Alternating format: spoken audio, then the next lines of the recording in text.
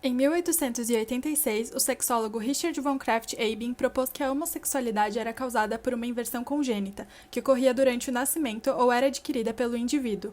Em 1952, a Associação Americana de Psiquiatria, APA, tratava a homossexualidade como uma desordem, o que fez com que a orientação sexual fosse estudada por cientistas que acabaram falhando por diversas vezes ao tentarem comprovar que a homossexualidade era, cientificamente, um distúrbio mental. A APA retirou a orientação sexual da lista de transtornos mentais em 1973. Em 1975, a Associação Americana de Psicologia adotou a mesma posição e orientou os profissionais a não lidarem mais com esse tipo de pensamento, evitando preconceitos e estigmas falsos. Porém, em 1977, a Organização Mundial de Saúde incluiu a homossexualidade na Classificação Internacional de Doenças como um distúrbio mental, e apenas na revisão da lista, em 1990, a orientação sexual foi retirada. Por esse motivo, o dia 17 de maio ficou marcado como o Dia Internacional contra a Homofobia. O Brasil, por meio do Conselho Federal de Psicologia, deixou de considerar a orientação sexual como doença ainda em 1985, antes mesmo da resolução da OMS. Você já ouviu falar da AIDS? Sim. Como é que vocês estão vendo essa questão? A providência divina. A população LGBT, lésbicas, gays, bissexuais, travestis e transexuais vivencia um processo no decorrer da vida, em sua maior parte excludente, marcado pela violência em suas mais diversas formas. De cada 10 pessoas que contraíram a doença, 9 são homens. 70% das vítimas são homossexuais. Razão pela qual, no começo, a síndrome da deficiência imunológica era chamada de praga do homossexual. Com o surgimento da epidemia de HIV e AIDS na década de 1980, que foi associada aos gays, o Ministério da Saúde adotou estratégias para frear a contaminação pelo vírus a partir da pressão de movimentos sociais que lutavam pelos direitos de grupos gays, assim iniciando a visibilidade das questões de saúde da população LGBT. O governo, pressionado pelas ONGs, é importante que diga-se isso, pela sociedade civil, eu acho que inclusive era o GAPA na época, entende? Pressionado por pacientes, eles começaram a entrar na justiça para exigir o tratamento, a terapia tripla. A professora Nair Soares Brito foi mais longe na luta por remédios e conseguiu da justiça uma decisão inédita. Vai receber de graça da Secretaria de Saúde do Estado de São Paulo os medicamentos para o tratamento de AIDS. Não era só através de doações ou de vaquinhas de amigos. Não vinha acontecendo, né? Isso vinha acontecendo. Amigos que morriam, estavam tomando, deixavam. Eu achei que isso era pouco. Tinha que ter alguma sustentação maior, alguma continuidade disso sem tanta preocupação. Foi aí que eu encontrei, através da própria Constituição, o meu direito de exigir isso do Estado. Aí o Congresso disse, temos que aprovar uma lei, né, que garanta os medicamentos para todos. E foi a lei chamada Lei Sarney, né?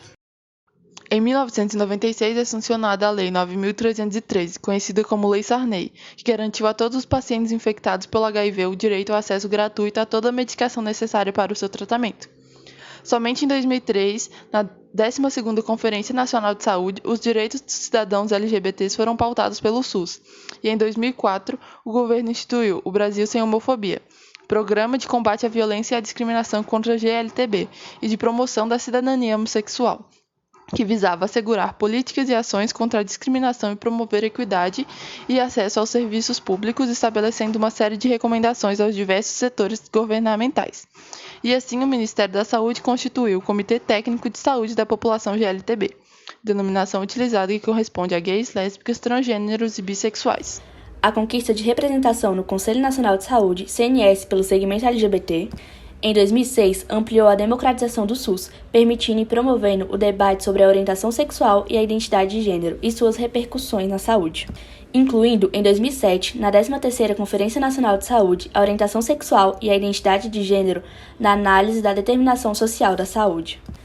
Essa conferência resultou em algumas recomendações, como o desenvolvimento de campanhas e currículos escolares que abordem os direitos sociais e respeito à diversidade. Ampliação da participação dos movimentos sociais LGBT nos conselhos de saúde, garantia dos direitos sexuais e reprodutivos, aprimoramento do processo transexualizador. Em 2008, a Secretaria Especial de Direitos Humanos da Presidência da República realizou a primeira Conferência Nacional de Lésbicas, Gays, Bissexuais, Travestis e Transsexuais. O Ministério da Saúde submeteu ao debate os princípios da política LGBT, na intenção de legitimá-los em relação à saúde. Então, em 2009, a Política Nacional de Saúde Integral LGBT foi aprovada pelo Conselho Nacional de Saúde.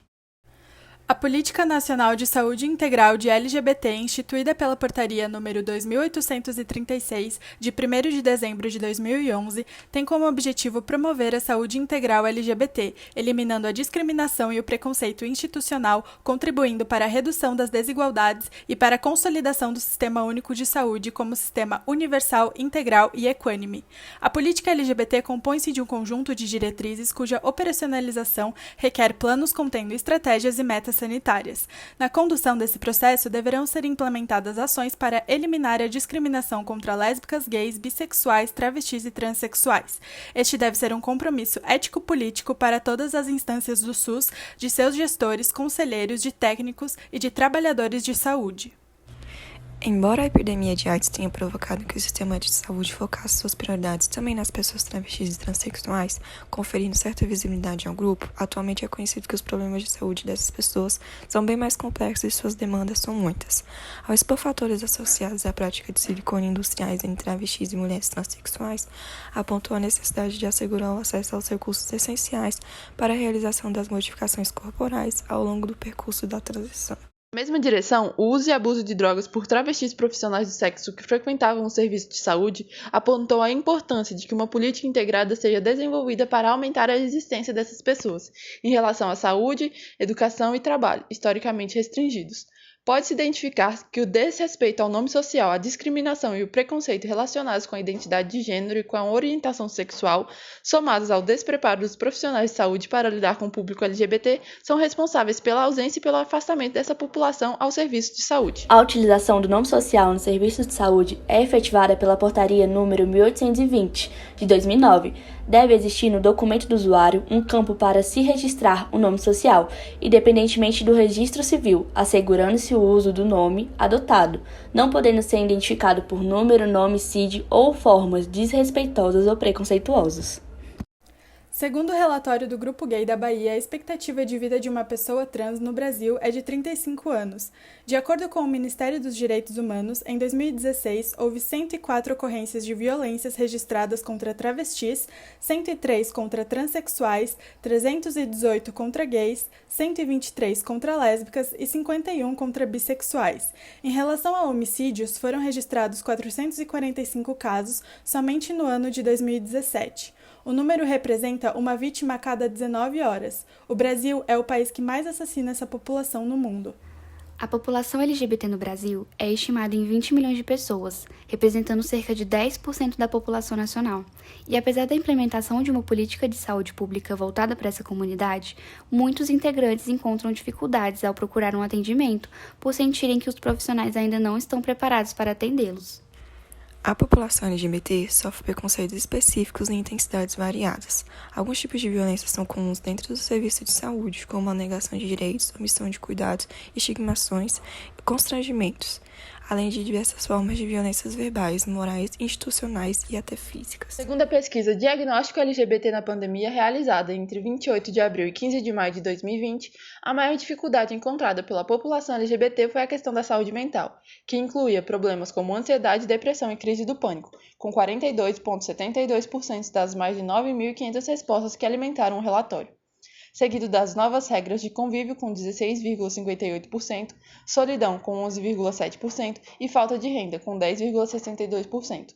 No Brasil, pessoas LGBT adoecem 4 vezes mais do que a população geral em relação a doenças mentais.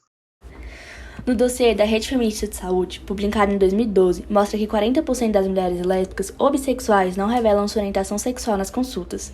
28% das mulheres que revelam relatam ter um atendimento mais rápido. E que a cobertura do exame de Papa Nicolau é menor em mulheres que fazem sexo com mulheres. pois a proporção encontrada foi 66,9% contra 89,7% nas heterossexuais. Muitas lésbicas relatam discriminação ao acessarem serviços de saúde e sentem-se desmotivadas a procurar cuidados da saúde, pois quando os procuram, suas demandas não são abordadas. Encontramos relatos que demonstram algumas das dificuldades descritas anteriormente.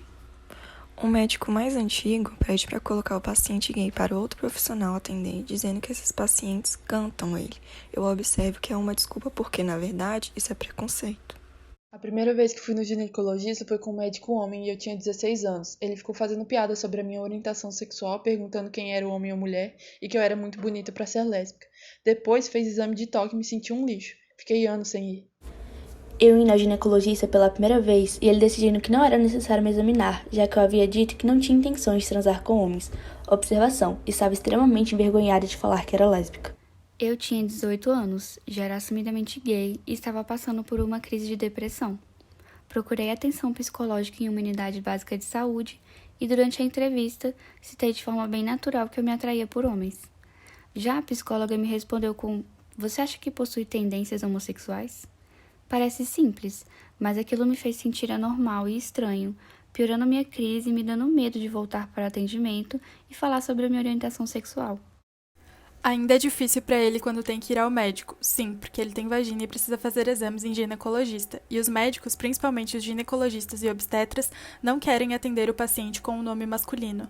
A primeira vez que foi a um consultório, a médica não sabia como tocar no corpo dele, o que o deixou mais constrangido e incomodado. Roberto não deseja fazer a redesignação do sexo. Roberto e Marcelo desejam ter filhos. Ainda não existe no Brasil médicos preparados para cuidarem da saúde de um homem trans. Muitas vezes ainda são tratados como lésbicas masculinizadas.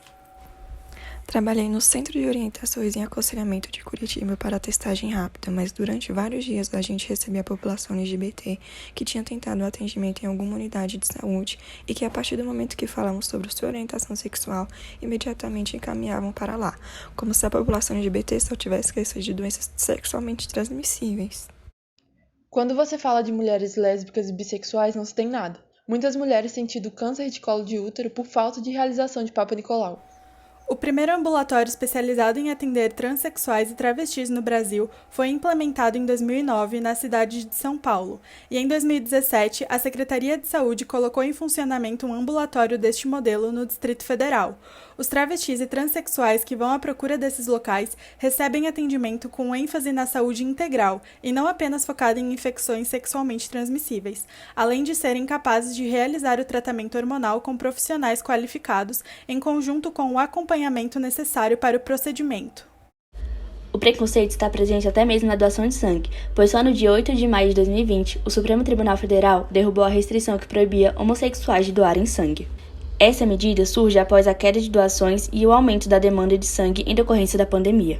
Até então, possíveis doadores que tivessem feito sexo com outros homens nos últimos 12 meses não eram considerados aptos por um pressuposto que surgiu durante a pandemia de AIDS e HIV, de que ser homossexual estava associado com o vírus. Os processos nos hemocentros foram aprimorados e atualmente todas as amostras de sangue são testadas para diversas doenças, inclusive HIV, antes de serem doadas. Nós, como estudantes e futuros profissionais de saúde, devemos saber lidar com diversos grupos e suas particularidades.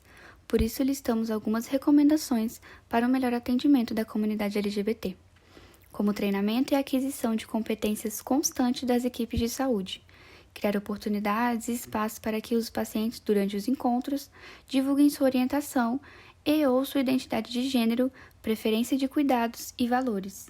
Treinamento para a aquisição de habilidades de comunicação e de escuta qualificada. Reconhecer e saber orientar a existência de recursos e apoio à comunidade LGBT.